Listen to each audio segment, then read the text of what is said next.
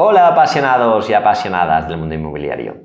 En el vídeo de hoy vamos a tratar un tema que hay gente que cree, hay gente que no cree, hay gente que opina y hay gente que tampoco opina.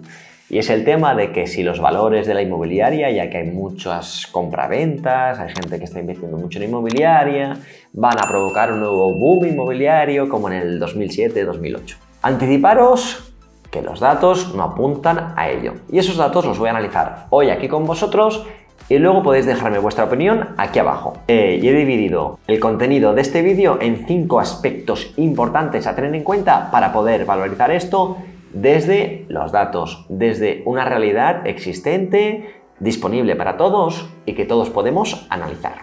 Así que sin nada más que añadir, vamos a empezar. Luego más adelante entraré en detalle en cada uno de ellos, pero primero os dejo aquí los 5 aspectos. Existen pocos visados de obra nueva. Hay una demanda mucho más solvente. Las hipotecas están a niveles normales y más baratas que nunca. Los precios crecen con moderación. No es un precio que de repente un día valga un 10% más que el día anterior, ni mucho menos. Están creciendo con moderación. Hay menos transacciones de suelo y a menor precio. Eso quiere decir que hay menos obra nueva, que la especulación, recordemos, se hizo con obra nueva, se empezó a construir mucho. Y luego, por último, pero no menos importante, creo conveniente añadir un sexto punto, un sexto aspecto para todo esto. Y sería el factor de la globalización. Vamos a empezar pues por el tema de los pocos visados de obra nueva. Pues, ¿qué quiere decir que hay pocos visados de obra nueva? Quiere decir que se han iniciado pocas obras nuevas en referencia a los datos que teníamos del 2007-2008. Y eso es algo muy importante, porque las constructoras, las promotoras, los especuladores, constructores fueron los que provocaron en gran medida esa subida de precios de todo el mercado.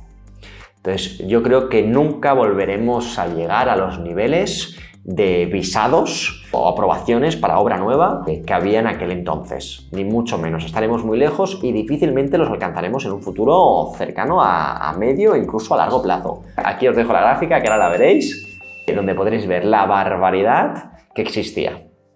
Podremos ver que en el 2006 se concedieron 865.561 visados de obra nueva.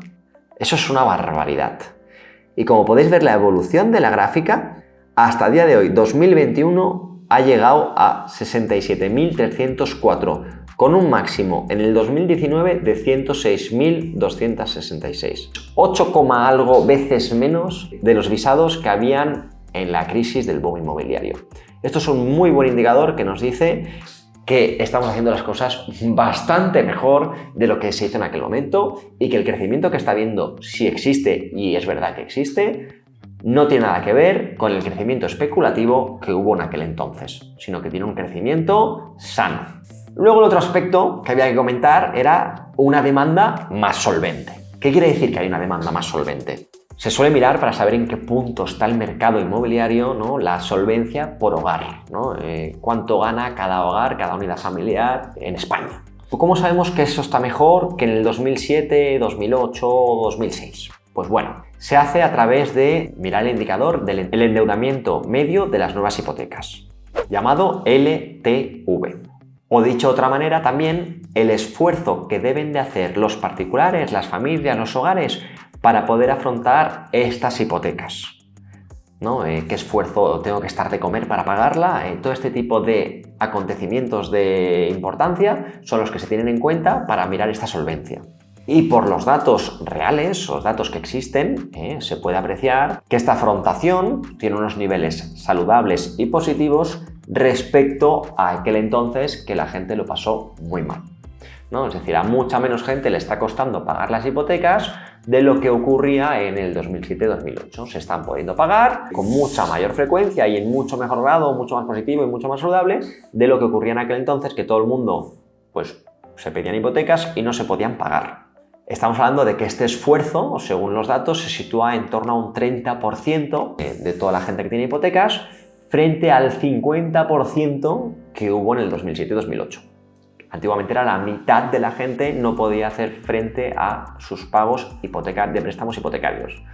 Claro, eso es una barbaridad. 30% sigue siendo alto, no os lo voy a negar. 3 de cada 10 personas pero 5 de cada 10, eso estamos hablando de que 1 de cada 2 personas no podía pagarla. Ahora estamos hablando pues, de otro ratio un poco más razonable. Entonces, este esfuerzo teórico que tienen las unidades familiares para poder afrontar las hipotecas y estos datos, lo podemos ver en una tabla de evolución aquí. Esfuerzo teórico anual de accesibilidad a la vivienda. Y aquí vemos como en el 2006-2007 se disparó hasta el 52,5% de la gente, 52,5% que no podía hacer pago a sus hipotecas, frente a ahora que estamos en torno al 30,2%. Dentro de esta demanda más solvente, podemos ver que antiguamente pues, se daban hipotecas por encima del 80% a mucha más gente que ahora. Dejo también una gráfica para que podáis valorar que vemos que en el 2006 por encima del 80%, estamos hablando que concedían alrededor de un 18% de hipotecas, 2013 bastante parecido, y ahora en el 2021 estamos hablando un poco menos de la mitad, 8,8% dan hipotecas superiores al 80%. ¿Qué quiere decir esto? Que el particular, que el núcleo familiar, lo que es la pareja, la familia, cuando pide una hipoteca, se la dan al 80% como máximo en el 92% de los casos. Y este 92% de los casos tiene que pagar el restante 20% con su dinero personal o con un préstamo personal, que si se lo dan es que puede. Y además tiene que pagar impuestos de transmisiones patrimoniales, notaría, si quieren hacer una reforma pues también lo tienen que pagar.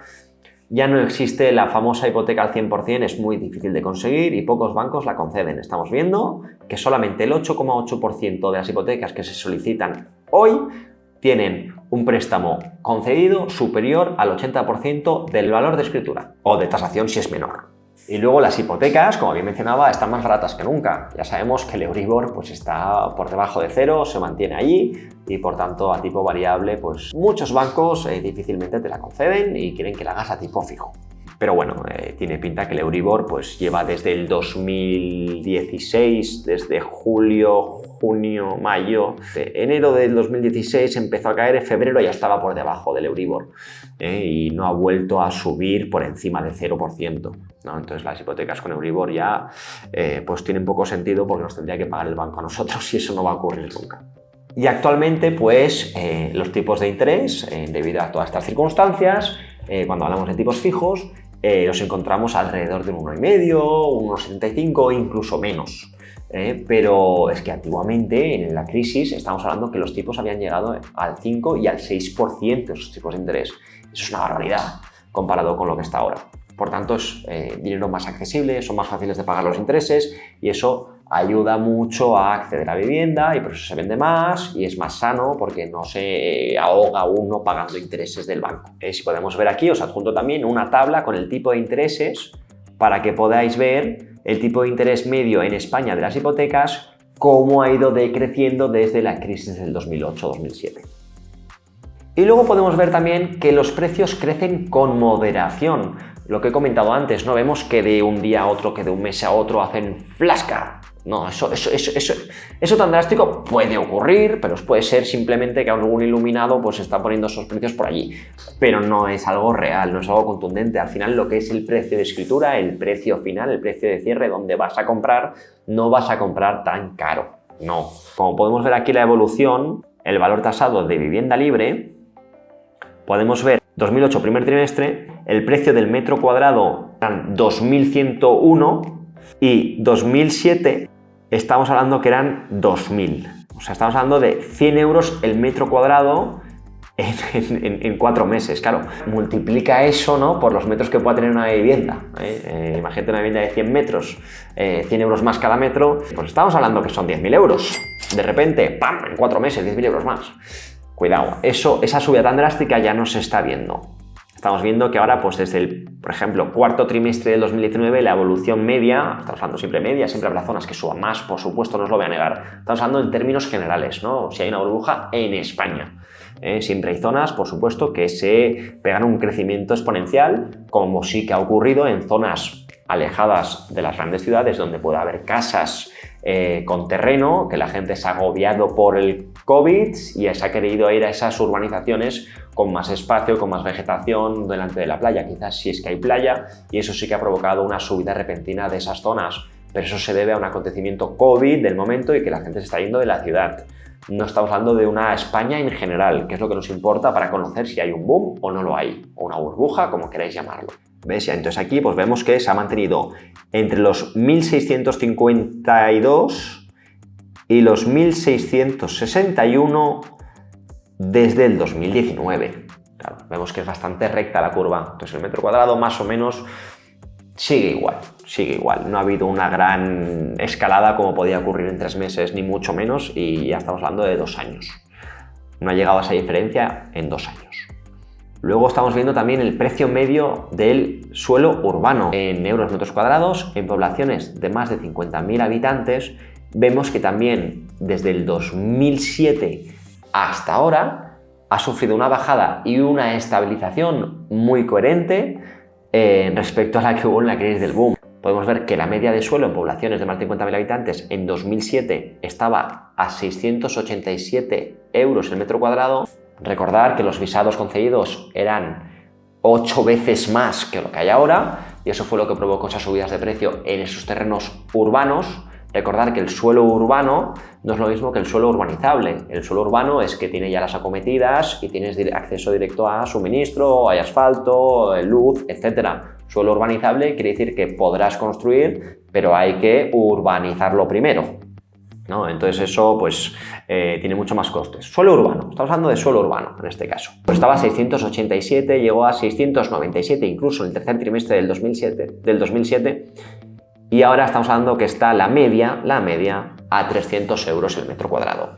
Y aparte del precio, ¿no? Esta evolución del precio, también vemos que los niveles de transacciones se mantienen a un nivel estable. La gente no está empezando a comprar terrenos como locos para construir, ya que han aprendido la lección y no se está haciendo pues obra nueva tanto como antes. Se está cogiendo mucha vivienda usada. El mercado de ahora, recordar que se está comprando mucha vivienda, pero se está comprando vivienda usada.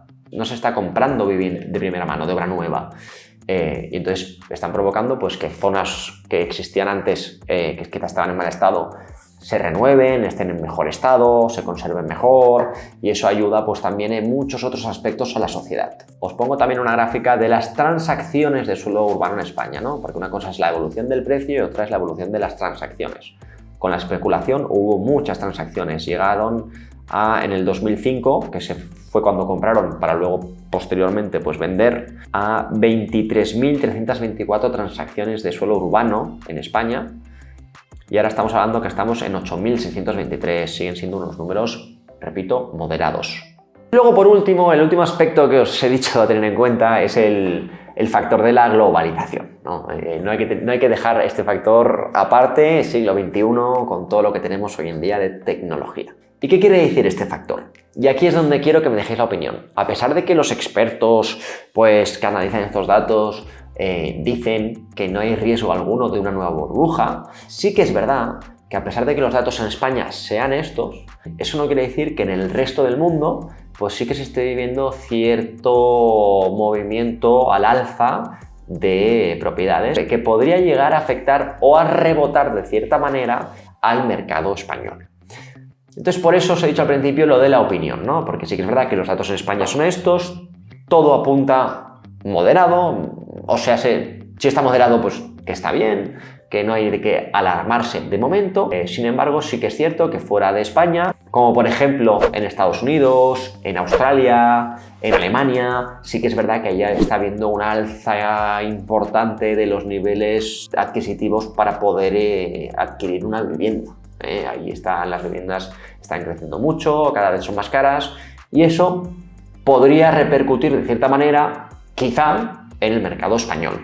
Mi opinión, hablo siempre desde mi opinión, en base a mi experiencia, en base a lo que leo, en base a lo que informo, en base a lo que pregunto a diferentes expertos, es que no creo que la vivienda vaya a sufrir una bajada drástica de precios de mercado, ni mucho menos, al menos para lo que nos espera este próximo 2022, a pesar de la pandemia. Si más no, creo que la inmobiliaria está viviendo un momento dulce, porque debido precisamente a la pandemia y a todos los problemas que han venido asociados, la gente está viendo en la inmobiliaria un valor refugio, un valor donde poner su dinero de forma consolidada sin que se vaya al traste, porque un piso, y repito y lo repetiré siempre, siempre está allí. Valdrá más, valdrá menos, pero no va a valer 0 o menos X. Eso no va a ocurrir.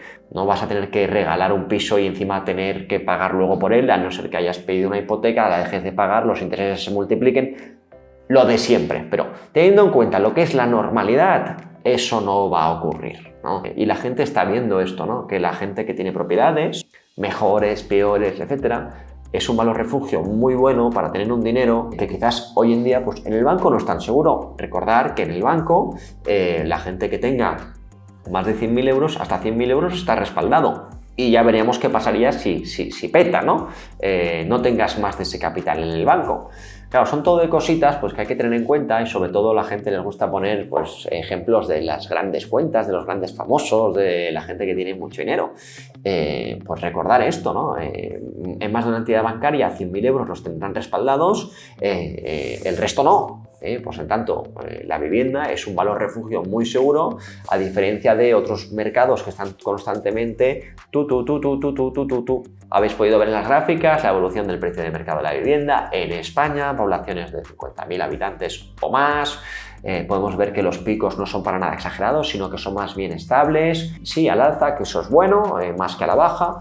Podría sufrir una ligera corrección por el COVID a la baja próximamente, pero no va a ser ni mucho menos algo grave. ¿Por qué? Porque, como repito, y me repito lo que he dicho ahora, el valor refugio ahora mismo es muy importante, es algo que la gente ya está cansada de tener esa inseguridad y entonces está invirtiendo en propiedades que les den pues bien un alquiler o una seguridad y una estabilidad de que no les vaya a echar un casero porque necesite el piso para su hija, me lo invento, cualquier historia de estas, y la gente está sintiéndose cómoda a comprar en inmuebles. Y además, y yo lo he demostrado, hay inmuebles para todo tipo de bolsillos. Hay inmuebles baratos, en zonas quizás un poco mejores, un poco peores, inmuebles más caros, inmuebles de lujo, y todos los bolsillos pueden acceder a ellos.